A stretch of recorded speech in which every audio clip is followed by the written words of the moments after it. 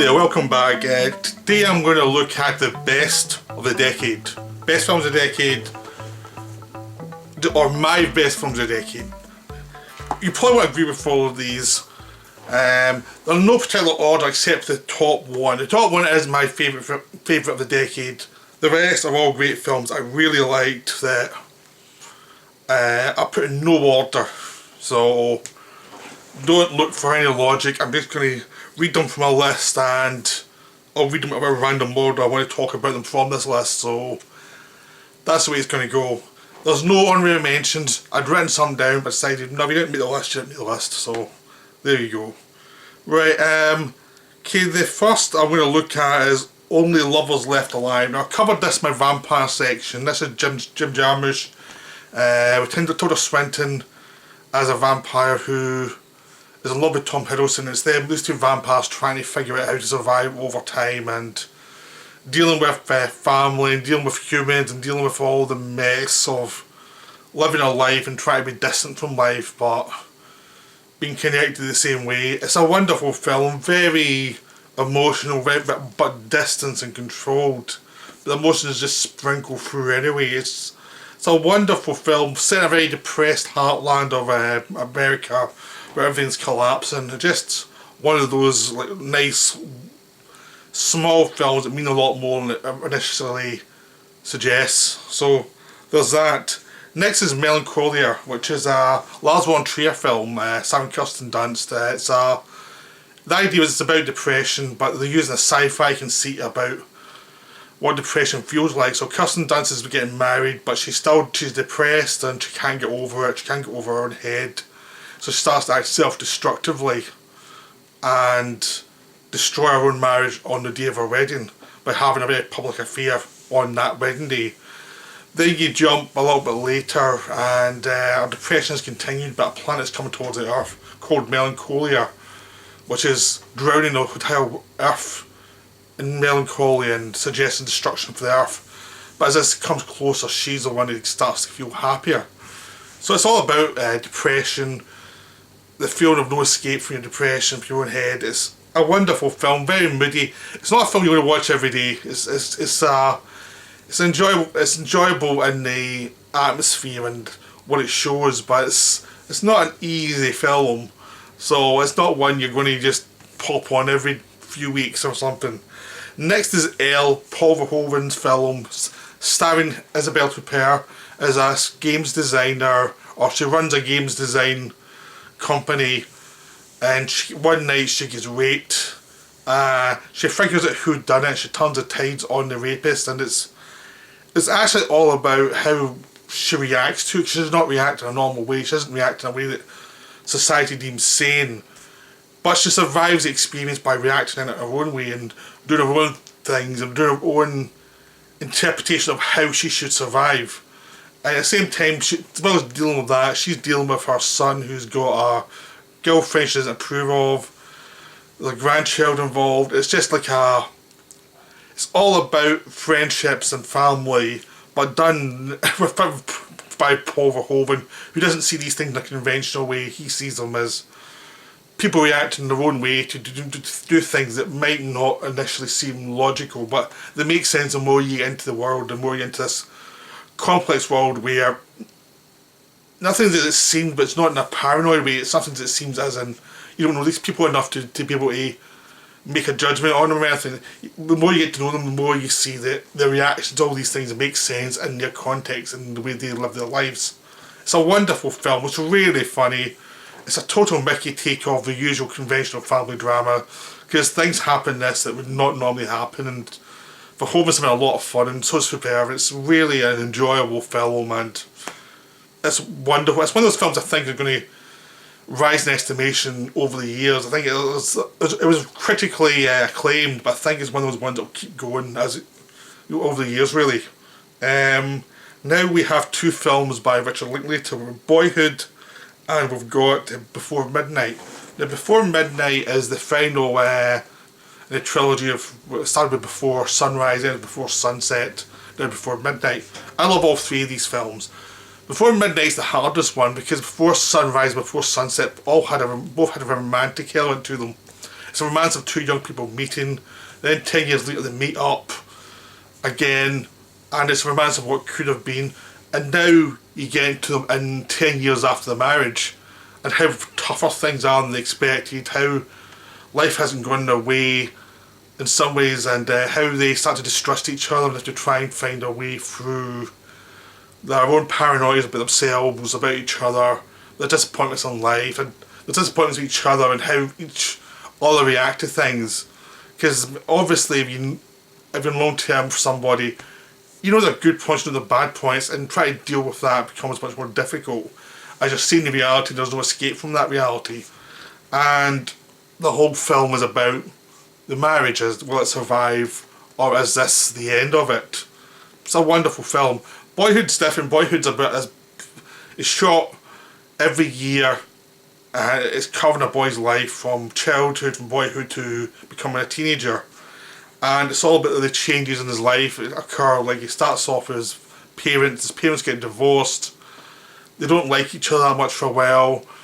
She gets married to someone else who turns out to be a control freak, and eventually they escape from that guy and become a family, one of family, just three of them, and her and the father start to get on a lot better again. And it's all just about a family seen through the point of view of this young kid who's growing up and starting out cute, becoming awkward, then becoming an awkward teen, starting someone who talks a lot, then becomes someone who mumbles and finds it more difficult to communicate. And it's just about how someone changes through time, and how something starts one way, ends up another way, and you see continuation throughout, and you see how families evolve as well. So it's shot over like 12 years, and you actually see the evolvement of these people as they go. So it's a wonderful film. It got a lot of Oscar nominations, and then it was called overrated because everyone was sick of hearing about it. But I think it's a wonderful film, and it's unusual, very different from the norm, so I think it's definitely worth seeing. And I think it's one of the best of the decade, obviously. Okay, now I've got How to Be a God. I've done a video on this one. This is about it's a science fiction film from Russia, but it's this idea of there's an alien planet, people have settled on it, and society has devolved into the Middle Ages, and they're religious, and they've got all these superstitions, and it's like showing how humanity can evolve, devolve, how power struggles affects people, how people can be stupid, how people deal with tough societies and tough conditions, and just how fragile humanity and how fragile hope or a decent society is, how difficult it is to maintain, and how you should actually be thankful if you're in a society that actually protects you, because a lot of societies don't, and a lot of societies are horrific, and this one is one of these most brutal things ever. And it's just a wonderful atmospheric film. It's just so beautiful, but ugly at the same time, because it's showing you both middle age atmosphere and how we can devolve back into it if we're not careful. So it's a beautiful film about the worst in humanity. So it's just amazing. Okay, now it's What We Do in the Shadows. Taika Waititi's comedy about vampires living or flat sharing together, and their egos, and how they communicate with each other, and how they deal with life, deal with familiars, which are humans who do things for them, how they're oblivious to certain things, and how they're modern in some ways. And it's just a character-based comedy about these people who have this affliction called vampirism. Really, it's just like it's just they are people, and they have flaws, but they also they've got the kind of heightened reality of being vampires, you know, and how they haven't really evolved over time, and how they've get stuck in a rut, and why they're stuck in a rut. You see the characterizations and how certain things have slowed them down, and how they just don't deal with reality very well because they've got their own old habits. It's a beautiful film, really wonderful, great characters. Now a terrific TV show based on it. There's an extension of this set in the same world, just different vampires in the same situation. So it's a wonderful film. We have Inherent Vice, Paul Thomas Anderson's film with Joaquin Phoenix. It's a really strange one. It's a detective story set in the 70s. It's got a weird, twisted plot. It's very, you won't even try to explain the plot. It's really about people, how people get on. Because Phoenix has an old girlfriend. He's still like pining for his old girlfriend. He's also got this friend in the police who they like to abuse each other, but they actually are friends. They actually do care of each other. It's all about the weird character interactions and what the motivations of the people involved in this conspiracy, and nothing's ever quite what it seems. But it's done in a very sweet way that it doesn't, just because it's not what it seems, it doesn't mean it's something malignant. It's something different. So it's a wonderful film with wonderful supporting performances. It's just this mosaic of weird people in the 70s who were going to be lost to history, but this was them in their time. Now we have High Rise. It's an adaptation of J.G. Ballard's novel High Rise by Ben Wheatley. Tom Hiddleston stars in it. It's about these people middle class people who live in this high rise, on the top levels of this high rise, and then below them are the poor people who can't afford the best houses, but they're living in the better houses. And so you've got the higher level accommodation, or low level accommodation. So it's all a society, and I used to watch them devolve as they go mad slowly within this high rise, because everything's fake, everything's like produced for them. There's no real want, there's no real passion either, and there's affairs are going on. It's just basic about what you want. Everyone's a consumer rather than people who actually care, and it just becomes this collapse of society slowly but surely. Tom Hiddleston's character is someone who's watching always, and he's never quite engaged. This is not as good as Crash, which is a David Cronenberg version of Crash, but it's a good. It and Empire are also two good Ballard adaptations. They're eccentric, but they're really interesting. This one it got good reviews and release, but not great one. But I think it's another one of those films that will gain higher in estimation as it goes along. It's got a really weird atmosphere to it that's really wonderful. Another Taika Waititi film I forgot to mention, Hunt for the Wilder People.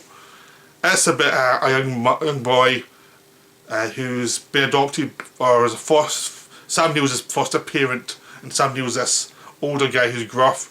The other foster parent dies, the boy runs away, Sam Neill goes back to get him. By the time they're heading back to civilization, everyone thinks Sam Neill's kidnapped him, so suddenly they're on the run from society. And it's a funny, touching story about these two oddballs who can't get along with society at all.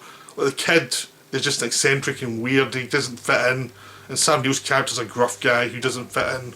It's just a wonderful tale of these two people who struggle to connect with anybody, and they only have a few friends, and they find it very difficult to make those kind of connections. So it's a wonderful film, but it's hard to describe. You just have to see it. It's the atmosphere, the characters, the acting. It's just a terrific little film. Now we have a Nicholas Winding Refn film, Neon Demon.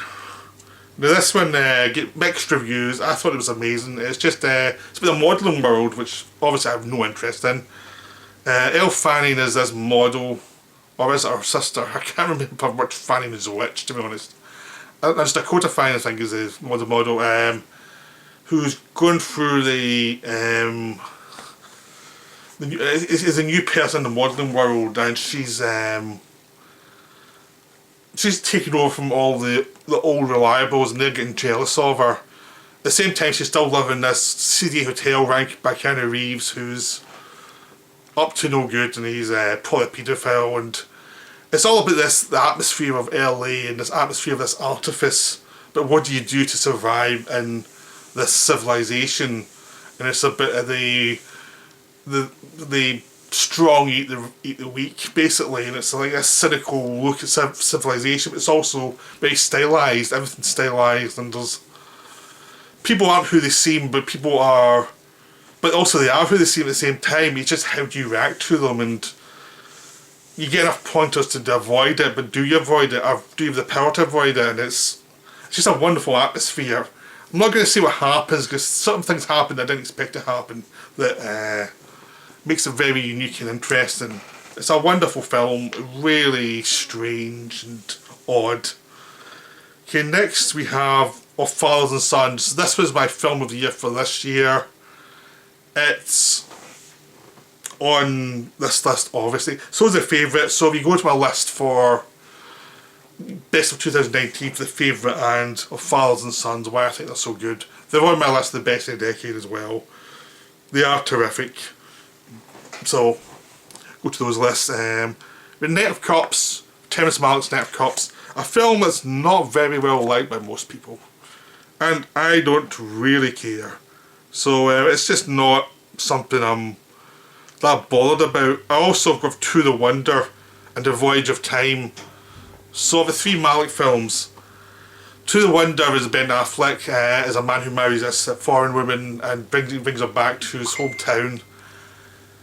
Net of Cops is Christian Bale as a guy who's a screenwriter who's fallen into depression, and he's wandering around trying to refine his basic reason for being. And Voyage of Time is all about the evolution of man from the past to the present.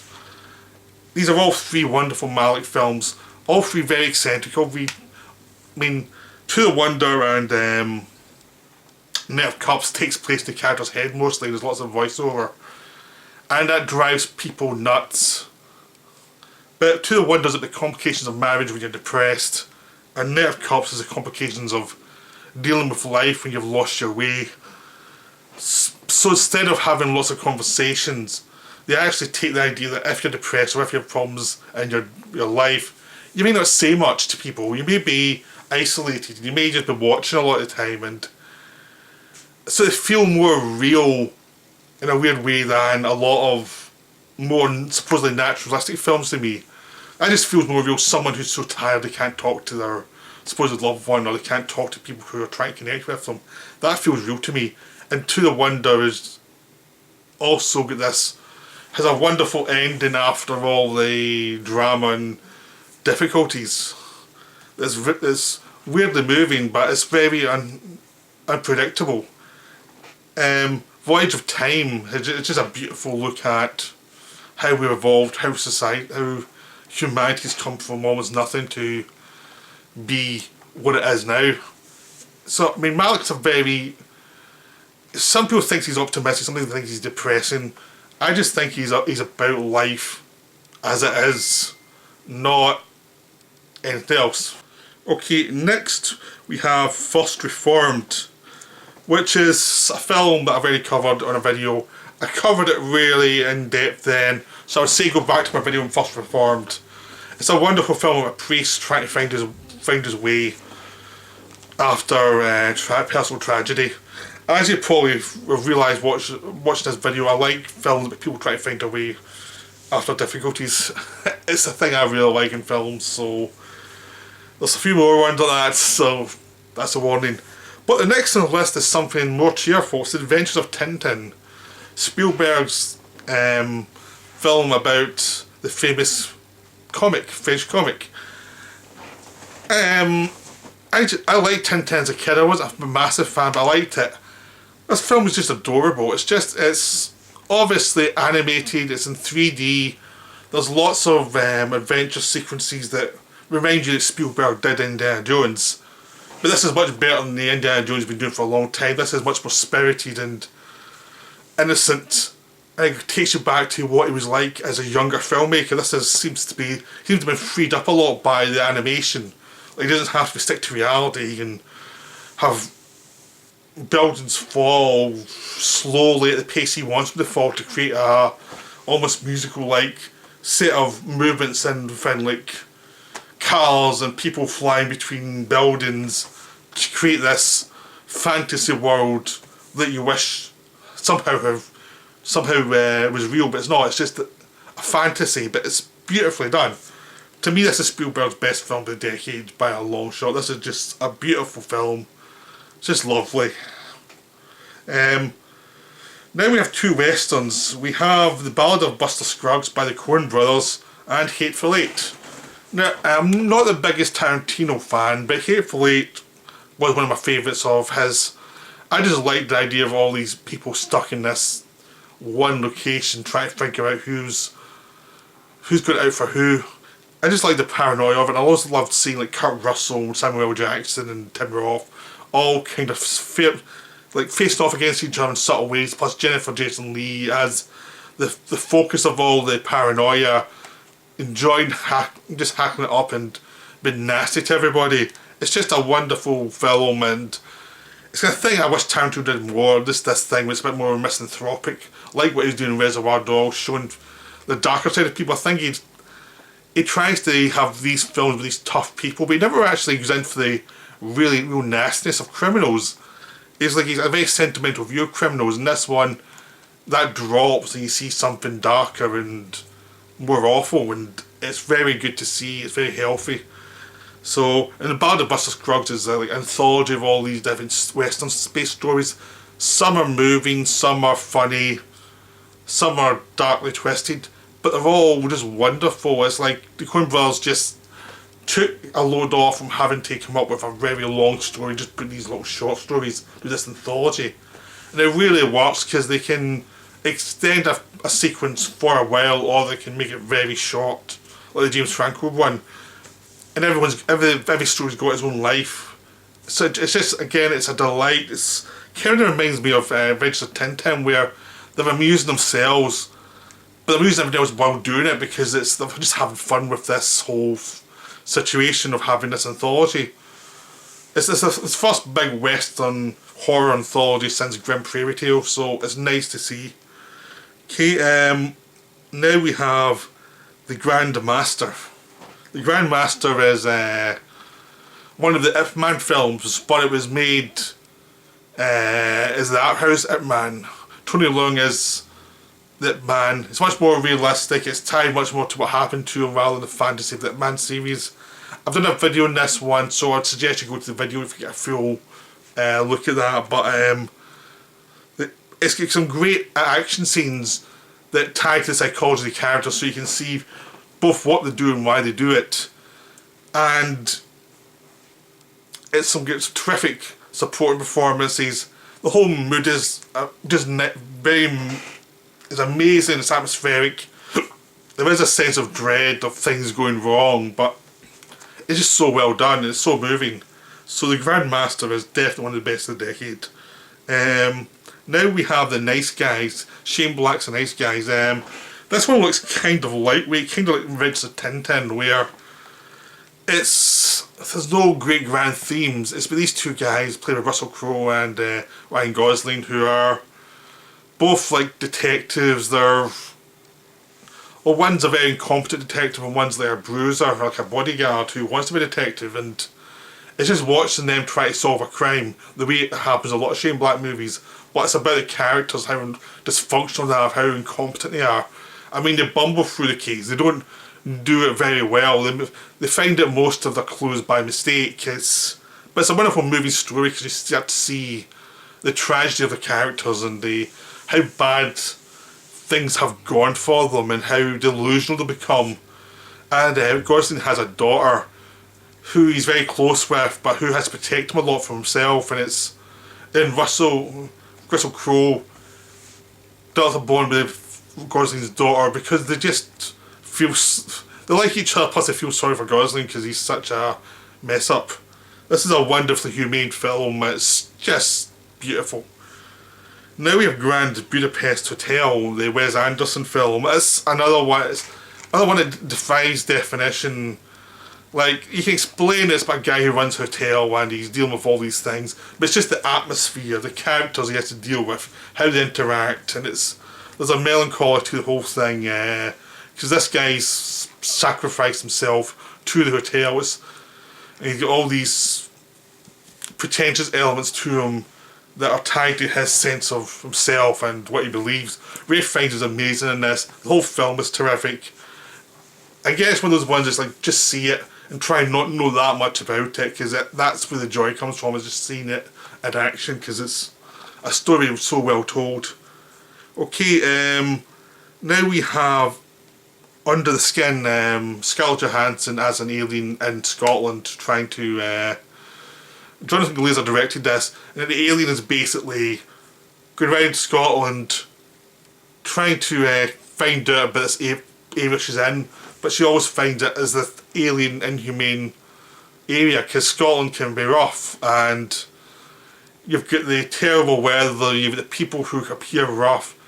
She tends to pick up people and take their essence while they think they're going to have sex with her, but this doesn't do much for her, and it's just this slow development of his character towards death.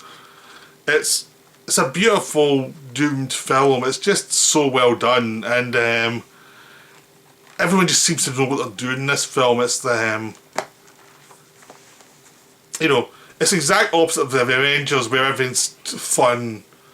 But this one is just the mood of Scotland, and this alien looking around it is just beautiful and very haunting, and it's one of the things that get in your head, and once you've seen it, it's stuck in your head for a very long time.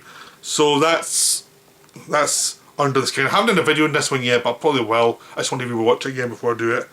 Now we have Good Time, which is Robert Pattinson and the Safdie brothers film about this guy who tries to rob this local post office with his mentally disabled brother. It goes wrong. His mentally disabled brother is arrested, then sent to hospital.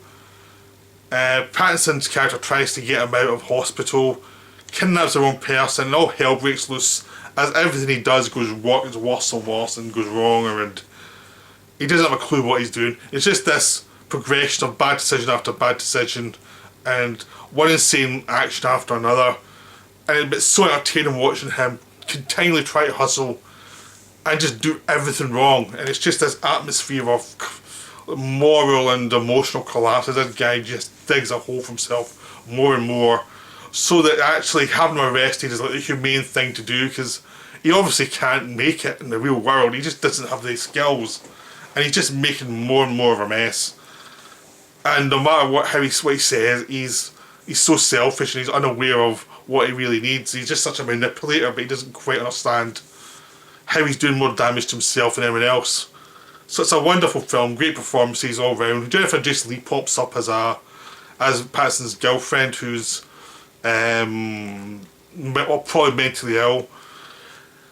It's just one of those really interesting films that it's just an amazing watch.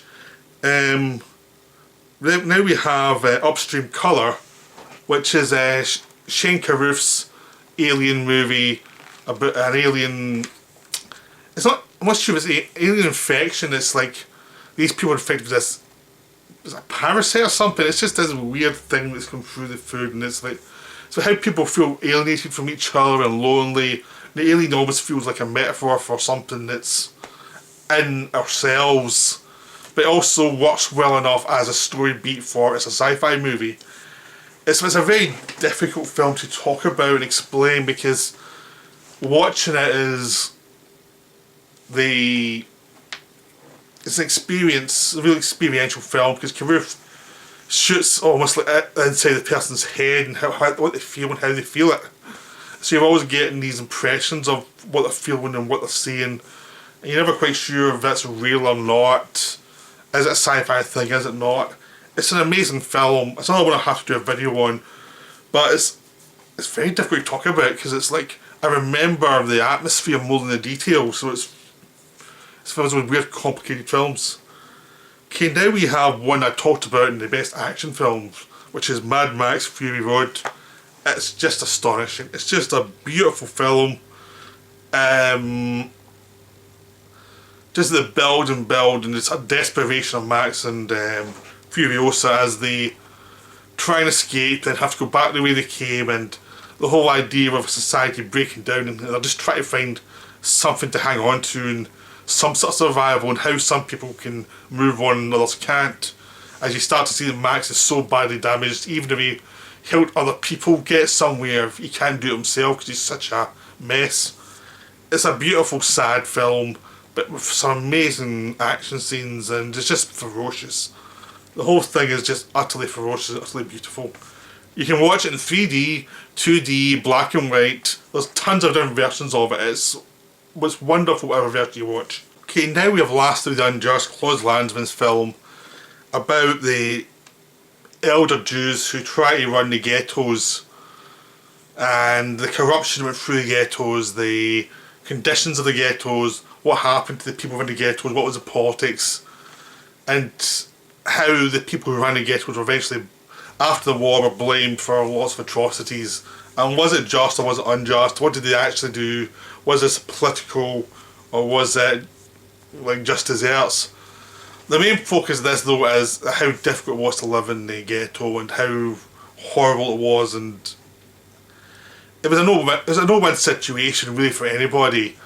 But it just shows you even when things are down, corruption happens and horrible things happen to people and difficulties continue. Again, it's not a film I've done a video on.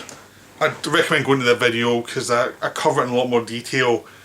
It's just a very interesting film and I highly recommend it. It's out. It's in the Showa box set from Eureka. It's just a terrific film. Now we have Cosmopolis, the David Cronenberg film starring Robert Pattinson.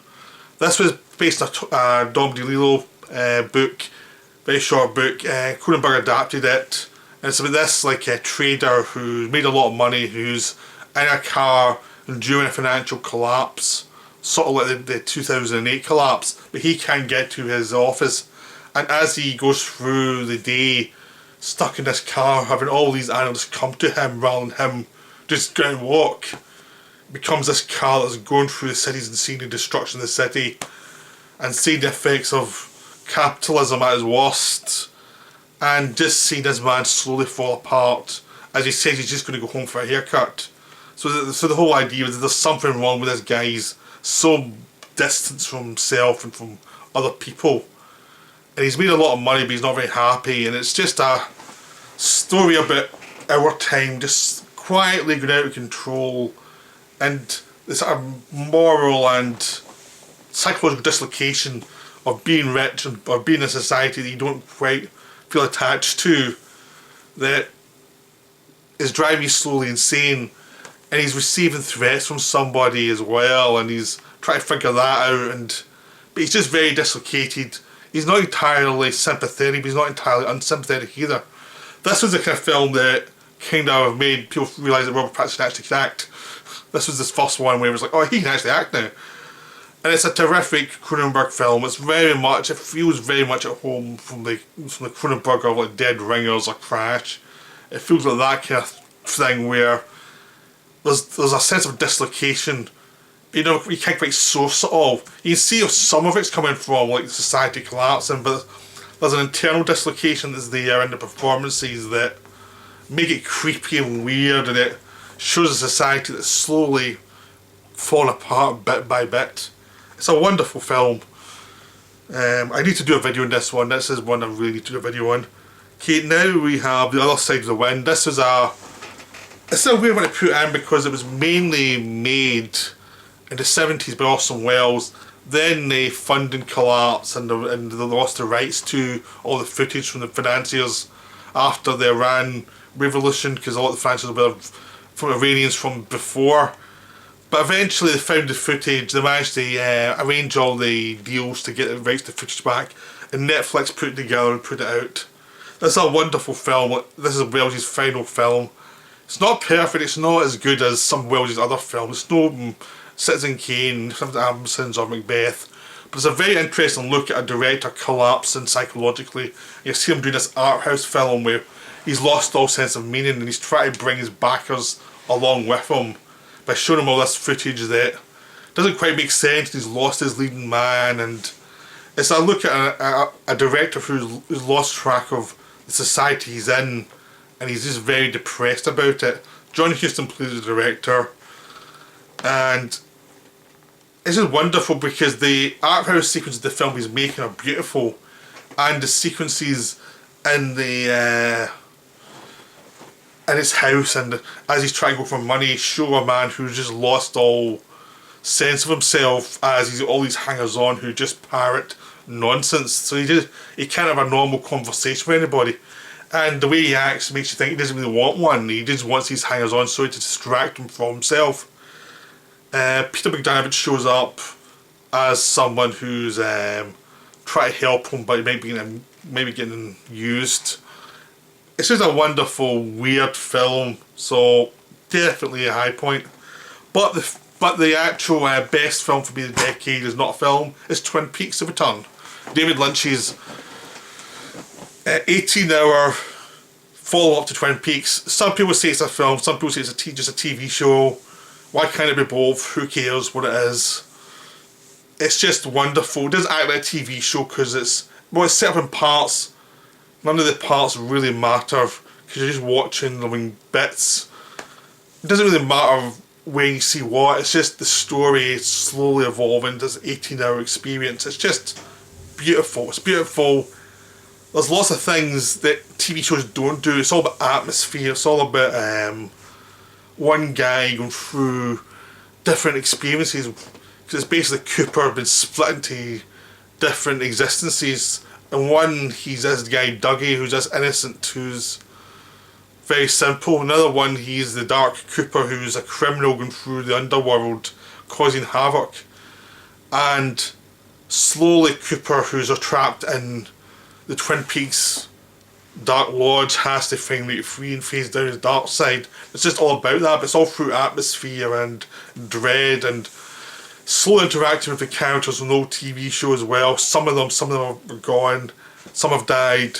And it's all about moving on and dealing with your dark side and dealing with the horrible past that you can't quite get over, and the horrible things that's in your head, and also the hope of what can come in the future and trying to do the right thing and failing, and it's all very ambiguous. Nothing really coheres into something you can fit your finger on and say that's what it's about. But that's what's great about it, because everything feels meant. It's like they've figured it all out and they put it up, and then you have to decide for yourself. But there's nothing there that just feels it's thrown on the screen to say, okay, we don't know what this means. You know, it's like everything's there. It's an artistic masterpiece, but it's open interpretation, and you bring a lot to it. And just the mood of it as it evolves over those 18 hours just really grabs you, and a lot of things that seem like segues to start with spread into something else. Other things that you think might go to somewhere else don't. But as the film goes on, you actually think, well, that's good they didn't, because you feel you got what you wanted from them after all. So it's just this wonderful thing. Again, I've done a video on it, so I'd recommend you go to the video to see a longer version of this and a more thorough version. But Twin Peaks: The Return is easily the best thing of the decade for me. I don't care if it's TV, film, whatever, it's the best thing for me. A final shout out would be Vietnam, the series. Since that's a TV show as well, I'd place Twin Peaks above it, but just tinily above it. It's wonderful too. So that was my look at the decade. I hope you enjoyed it. It's just my personal thing. Don't take it too seriously. These are just guides of things to maybe try and watch and look out for. You've all got your own. I'd like to hear what everyone else's favourite films of the decade were and why. Because we've all got our own different tastes, and you shouldn't really care what other people think as long as you know why you like something. That's the big thing. Just enjoy what you like and don't worry about everyone else. So, thanks for watching. I'll be back in the new year with some more videos, but that's me for now, I think. Unless I think of something after I've done this video. So, I'll see you soon. Right, bye.